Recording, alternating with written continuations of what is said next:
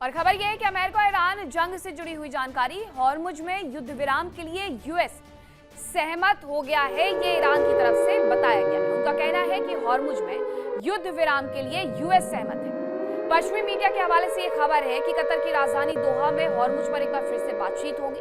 Hormuz strait में shipping traffic को लेकर के चर्चा होने वाली है, ये पश्चिमी मीडिया की तरफ से बड़ा दावा किया गया है। एक बार फिर से दूसरे दौर की बातचीत होगी, हालांकि ये कतर की राजधानी दोहा में होगी। यहाँ हॉर्मुज को लेकर के जो सबसे बड़ा तनाव बना हुआ है कि वहां से अमेरिका किसी तरीके से हट जाए, पीछे चला जाए, उसे लेकर के सहमति बन सकती है, ये बड़ा दावा किया जा रहा है। पहले दौर की बातचीत जिनेवा में हुई, 18 घंटे तक चली।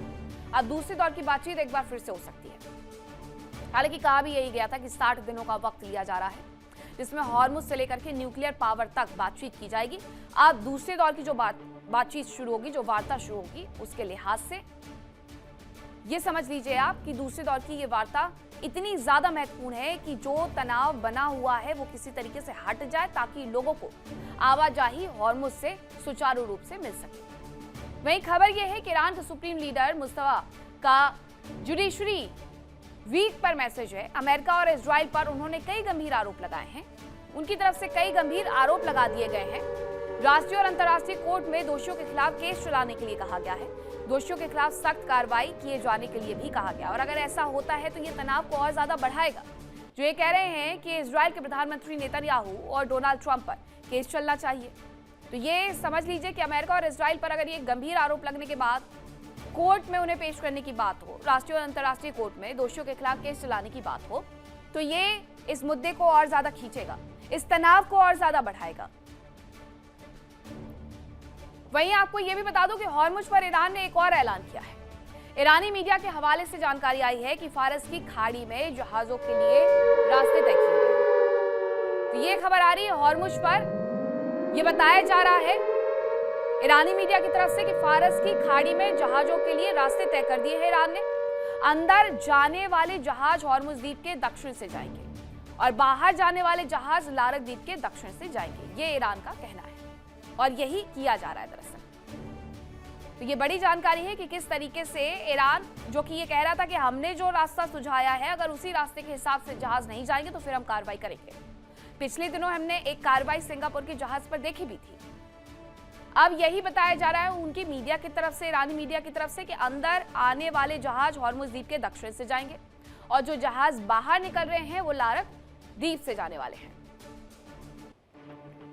ये रास्ते इसलिए भी ईरान का कहना है कि हम सुझा रहे हैं क्योंकि हमने जो माइंस बिछाई हुई थी उसकी वजह से ये रास्ता दिया जा रहा है ताकि व्यवस्था सुचारू रूप से चले, कोई भी जहाज किसी भी तरीके से हादसे का शिकार ना हो।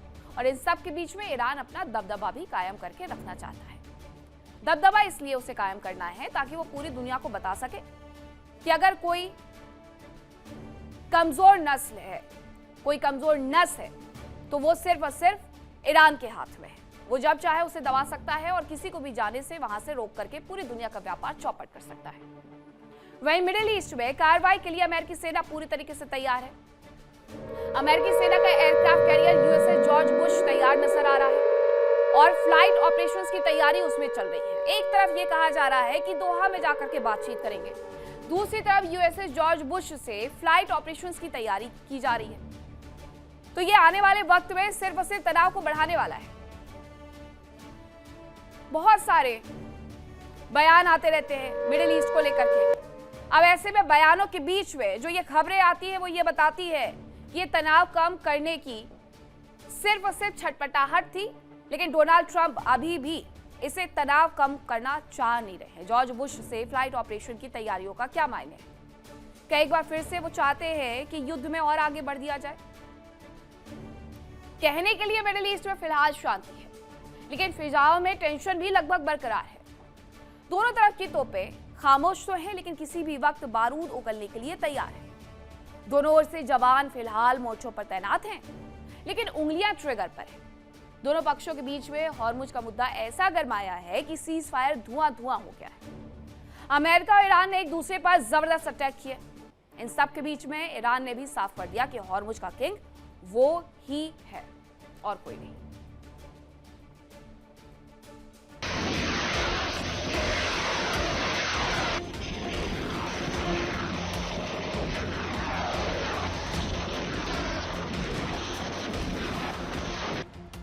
अमेरिका और ईरान के बीच हमले रोकने पर फिलहाल सहमति बन गई है और अब कतर में हाई लेवल मीटिंग होगी। इस बीच ईरान ने साफ कर दिया है कि होर्मुज पर उसका ही नियंत्रण रहेगा।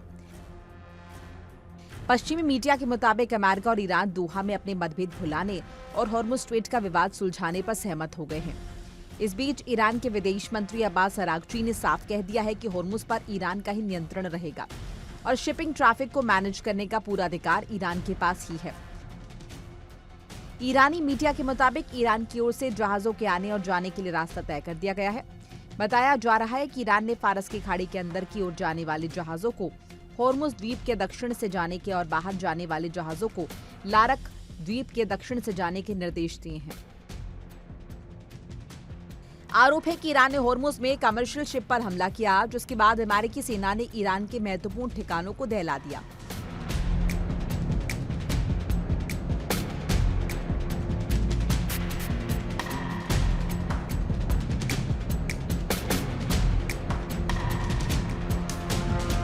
अमेरिका ने ईरान के सिरिख द्वीप पर हमला किया।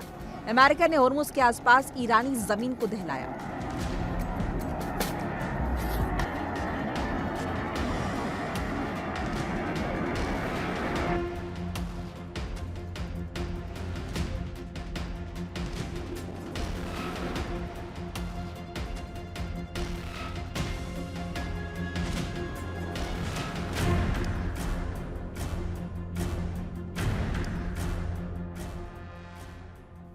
बताया जा रहा है कि होर्मुज़गान प्रांत में फाइटर जेट की आवाज सुनी गई, जिसके बाद सिरिक के पास 3 बड़े धमाके हुए।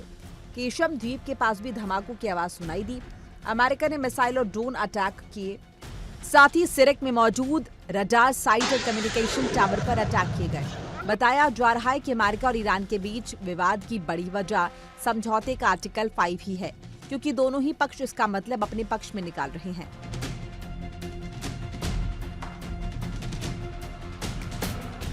दरअसल करीब 2 हफ्ते पहले अमेरिका और ईरान ने 4 महीने से चल रहे संघर्ष को रोकने के लिए एक समझौता किया था। इसका मतलब होर्मुज स्ट्रेट में जहाजों की सुरक्षित आवाजाही शुरू कराना था। लेकिन अब इसी समझौते के आर्टिकल 5 की अलग अलग व्याख्या दोनों देशों को फिर टकराव की ओर ले जा रही है। समझौते के आर्टिकल 5 में कहा गया है कि ईरान 60 दिनों तक पूरी कोशिश करेगा कि फारस की खाड़ी और ओमान की खाड़ी के बीच आने जाने वाले कारोबारी जहाज सुरक्षित गुजर सके। इसके लिए समुद्र में बिछाई गई माइंस हटाई जाएंगी, सैन्य बाधाएं खत्म की जाएंगी और जहाजों की आवाजाही तुरंत शुरू होगी।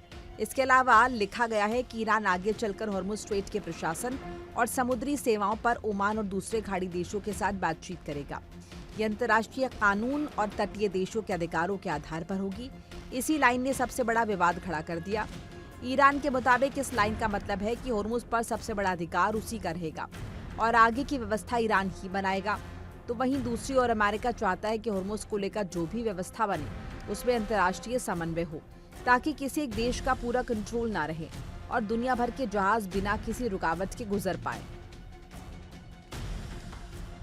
ईरान तुर्की के बोस्फोरस मॉडल की तर्ज पर होर्मुज स्ट्रेट से गुजरने वाले जहाजों से फीस वसूलने की तैयारी में है, लेकिन अमेरिका इसका विरोध कर रहा है और अंतर्राष्ट्रीय कानून का हवाला दे रहा है।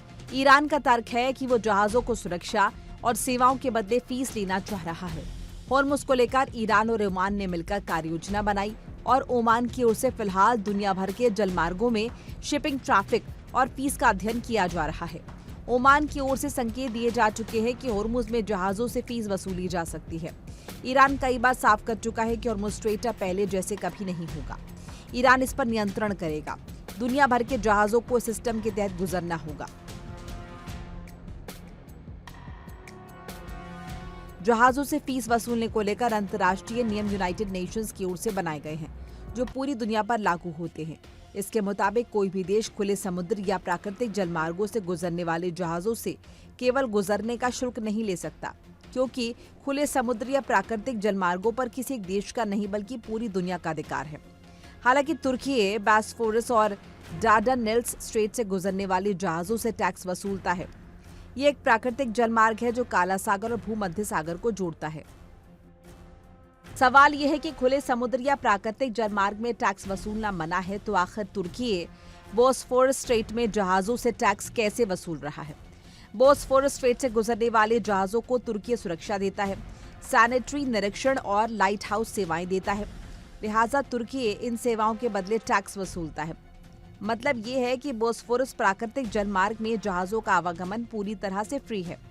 तुर्की अपनी सेवाओं के एवज में फीस लेता है और अब ईरान भी बोस्फोरस की तर्ज पर जहाजों से फीस वसूलना चाहता है। साफ है कि ईरान के साथ होर्मुज के रूप में आय का प्रमुख साधन लग गया है।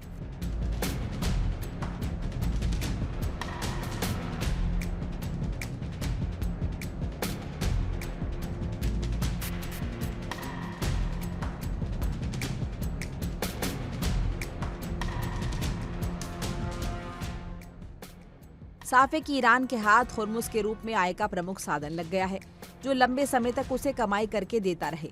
साथ ही एक हथियार भी है, जिसके जरिए ईरान जब चाहे वैश्विक अर्थव्यवस्था का गला घोट सकता है।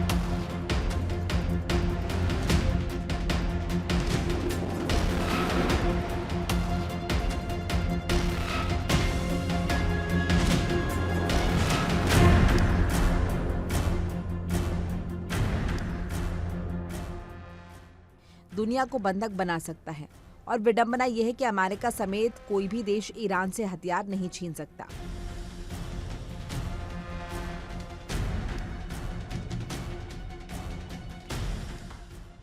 इस जलमार्ग से ईरान का एकाधिकार खत्म करने के लिए उसके दुश्मनों को हर जहाज को, हर गोली, हर ड्रोन, हर मिसाइल, हर स्पीड बोट से सुरक्षा देनी होगी, जबकि ईरान को दहशत फैलाने के लिए केवल एक जहाज पर फायर करना होगा। Bureau report, India daily. देखिए इंडिया डेली 24/7 अब आपकी स्मार्ट टीवी पर। इंडिया डेली मौजूद है सभी डिजिटल प्लेटफॉर्म पर लाइव और लगातार। इंडिया डेली 24/7 हर दिन राष्ट्र को समर्पित।